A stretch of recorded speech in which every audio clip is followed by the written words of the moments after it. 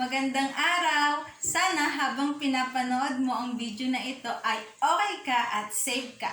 Nandito ako sa inyong harapan para i-discuss ang mga bagay-bagay about retrofitting. At sa last part ng video na ito, lilibot tayo sa bahay at maghahanap ng mga damaged part kung saan pwede nating i-retrofit. Tara na! Let's go! Ang tanong! No. Ano ang retrofitting? Ang retrofitting ay isang engineering technology na ginagamit upang mas lalo pang mapatibay ang mga gusali at iba pang structure. Sa paraang ito, pwedeng maiwasan ang posibilidad ng pagguho kung sakaling lumindol. Mahalagang bigyan ng pansin ang retrofitting ng mga lumang gusali laban sa lindol. And yes, karaniwan po talagang ginagamit ang mga retrofitting method sa mga lumang gusali sapagkat sa paglipas ng panahon, nakakaranas ang mga structure na ito ng mga environmental disaster tulad ng lindol at bagyo. At malaki ang nagiging epekto nito sa structural integrity ng isang gusali. Sa pagtagal ng panahon, maaaring humina ang strength ng isang structure at dito pumapasok ang halaga ng retrofitting. Ang retrofitting ay nakatutulong para muling maibalik ang strength ng isang lumang structure tulad ng ito ay bago pa. At syempre, kung matibay ang ating structure, maaasahan natin na matagal nitong lifespan. At kung ang isang gusali ay sumailalim na sa retrofitting, tumataas ang resistivity nito kontra lindol. In reality naman, ang earthquake ay hindi katulad ng bagyo na alam natin kung kailan dadating. Kaya mas mahalagang prepared tayo kung sakaling may dumating na malakas na lindol. At syempre, kailangan ng retrofitting to ensure the safety of building and building employees sa oras ng lindol. At nakatutulong din ito to reduce the seismic hazard na maaaring maranasan ng isang structure. Ang tanong! No. Ano-ano ang mga steps in retrofitting? Ang unang step ay ang condition assessment ng building. Ang mga expert ay papasok sa loob ng building at susuriin ito. Sasabihin nila kung ang building ay nasa maayos pang kalagayan o kailangan ng sumailalim sa retrofitting. At ang sunod ay review of documents. Kailangang i-background check ang building kung legal ang pagpapatayo nito at kung sumusunod sila sa law. At syempre, kailangan ding makita ang structural plan ng mismong building para sa detailed investigation. At sa huli, ilalabas ng mga expert ang kanilang recommendation sa kung anong magandang retrofitting method ang maaari nilang gamitin sa damage na nakita sa building at doon na magsisimulang i-retrofit ang building. Ang tanong! No. Ano-ano ang mga retrofitting methods? Alamin natin. Let's go!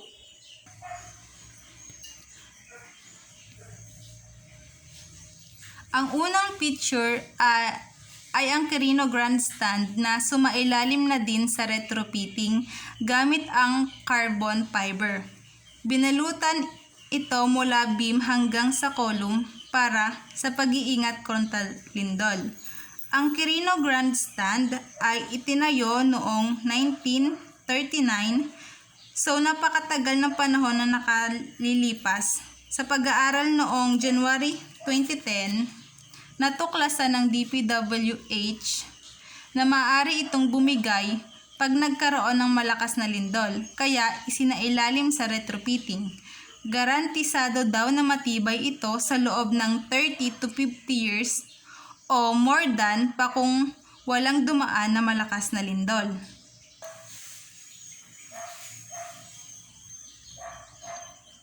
Carbon fiber retrofitting ang ginamit na method sapagkat Magaan pero matibay ang materyales na ito.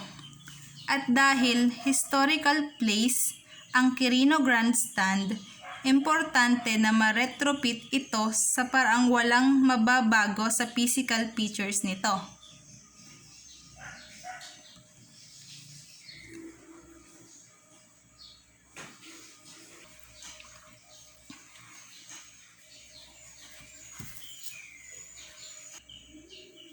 Ang process na to ay nililinis muna ang part ng building, lalagyan ng carbon fiber para walang foreign materials na mapakapit. Pagkatapos, ma-ensure ang cleanliness, ididikit na ang carbon fiber sa column at beam. Fiber Reinforced Polymer o FRP. Ito ay halos katulad lang ng carbon fiber retrofitting. Gumagamit ng thin, light, and flexible materials na idinidikit sa structural member para mas mapatibay. Ang fiber reinforced polymer have high tension strength and corrosion resistance without noticeable increase in size.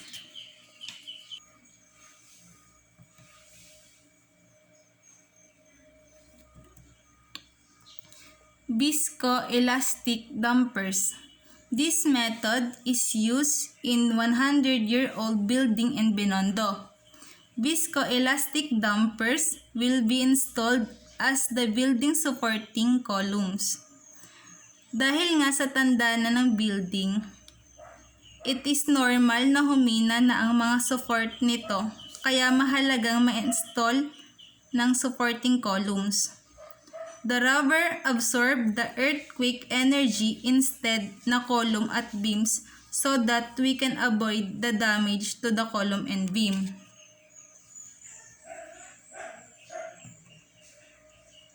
Viscoelastic dampers is nakabolt po siya sa floor at sa ceiling or doon sa slab ng building. As you can see, inilalagay siya sa pagitan ng dalawang existing column.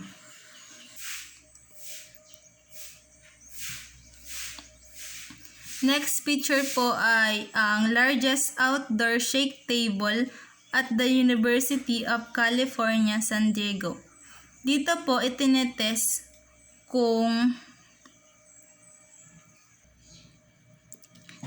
tinest yung sunod na retrofitting, which is cross-laminated timber. Gamit ang shake table, hindi na natin kailangan pang intayin na lumindol para matest kung gaano ka-effective ang ginamit nating method sa isang structure.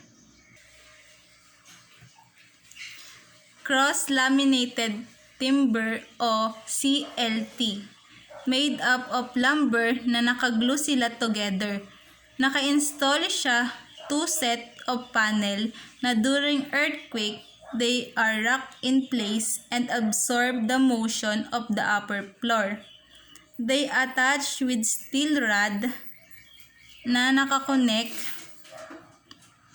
sa foundation. So after the earthquake, rocking motion put stress in steel rod, kaya mapapansin na na-stretch siya.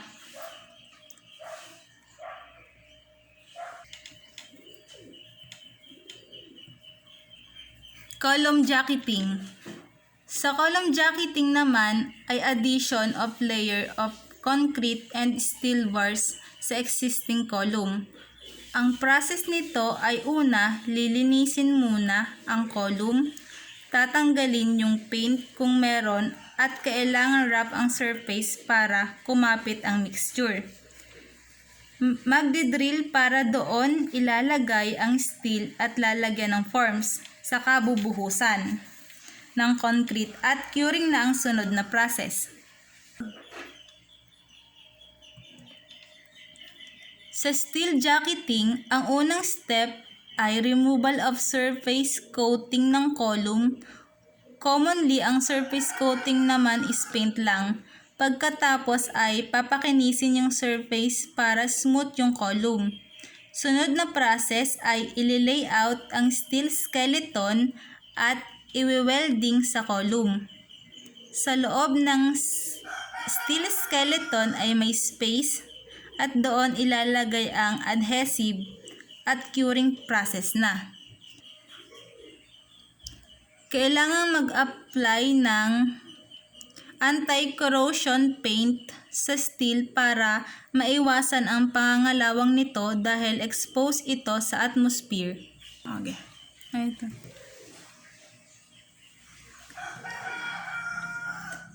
Addition of reinforced concrete structural walls. It is the most common structural level of retrofitting method to strengthen existing structure. Naglalagay lang ng additional wall as a support. Inilalagay ito sa pagitan ng two existing column, naglalagay ng mga formang bakal at bubuhusan ng concrete.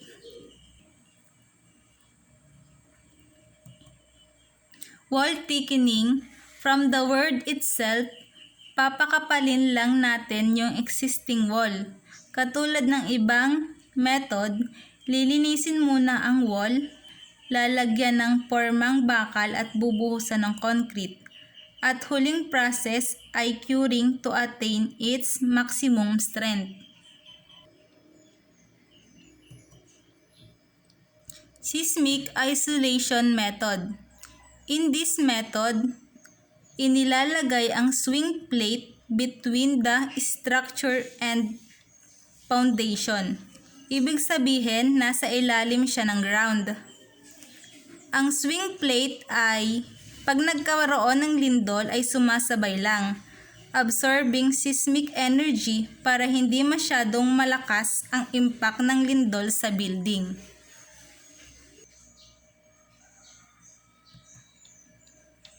Fill method. Ang method na ito ay ginagamit lang kung ang cracks ay may maliit na agwat. Very local ang method na ito sapagkat ito ay pangkaraniwang ginagamit upang maitago ang mga cracks sa isang structure. Normally, paste or mixture lang ng cement and water ang gamit. Nililinis muna ang wall na may cracks and then ipipil na ng mixture ang cracks.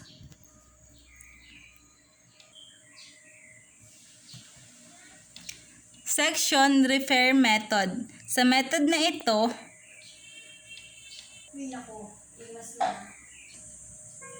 removing damaged part of existing concrete ang gagawin. Kung may part na ng structure na naaalisan ng cover ng concrete at na-expose ng steel nito sa loob, maaari na itong isailalim sa section repair method kung saan aalisin na ang part ng concrete na may crack at natatanggal na upang palitan. Lalagyan ng forms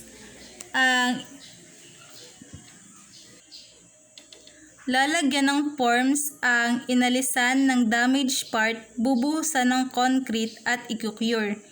Ito na ang magsisilbing kapalit ng nasirang part.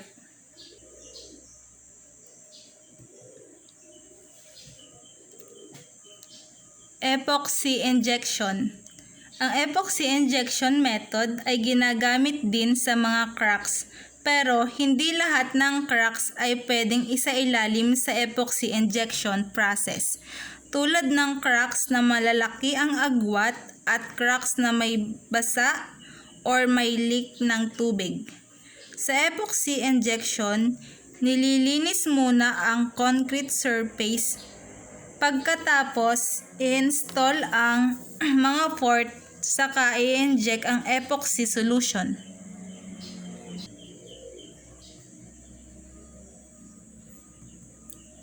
Routing and sealing. Ang method na ito ay mainam gamitin sa mga larger cracks. Una, clean cracks area. Widen crack into V-shape. Pagkatapos, ilalagay dun sa V-shape crack ang joint sealer at tatapalan. Sa huli ay curing process na.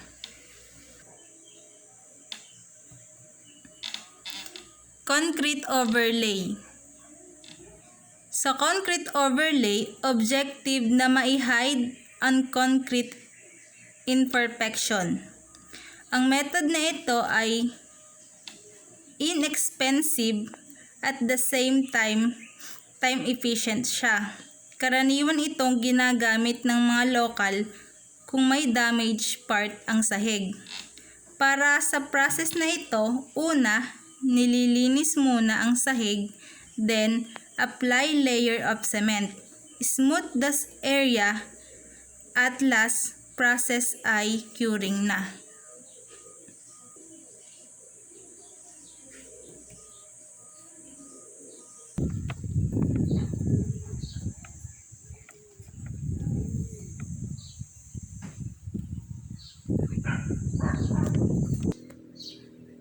Pagkatapos nating malaman ang mga engineering method o retrofitting methods, oras na para pumasok tayo sa loob ng bahay at humanap ng mga damaged part na pwedeng i-retrofit. Let's go!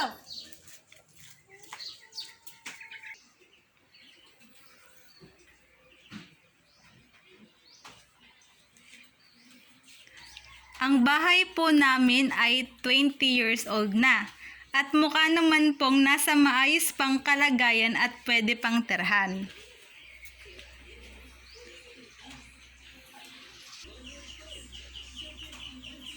Shoutout po sa mga gumawa sa bahay namin. Salamat po sa inyo.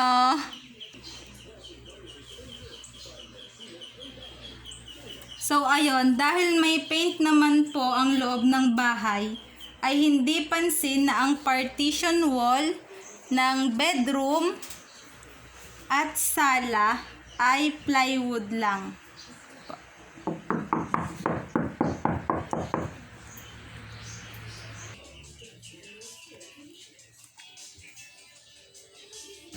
Plywood lang po siya na may frame na coco lumber sa loob at may paint lang kaya hindi masyadong halata.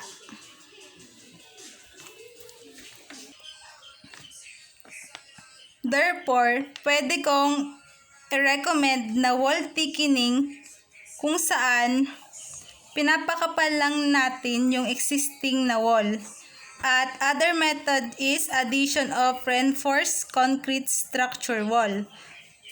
Kung i-apply natin siya sa ganitong situation, aalisin muna ang existing plywood wall at saka lalagyan ng reinforcement forms, bubuhusan ng concrete pagkatapos curing process. At iyon, may bago na at mas matibay tayong wall.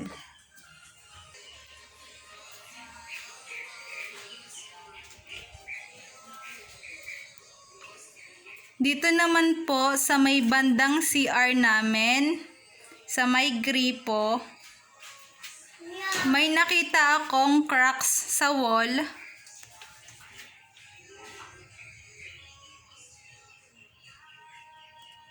At sa may corner.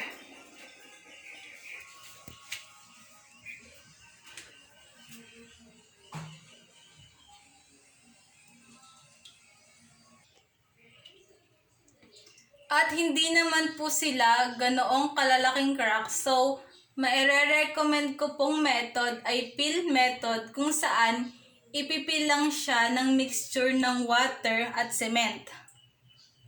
Isa pa pong method ay epoxy injection dahil maliliit lang naman po ang cracks at tuyos siya.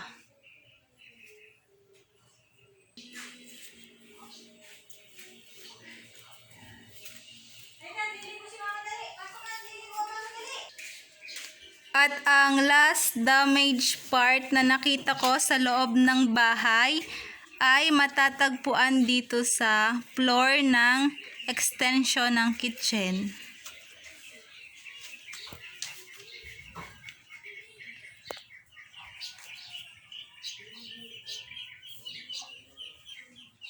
At pwede po ito, method na gamitin ay fill at overlay, concrete overlay. At dito na po nagtatapos ang video na ito. Salamat sa panonood.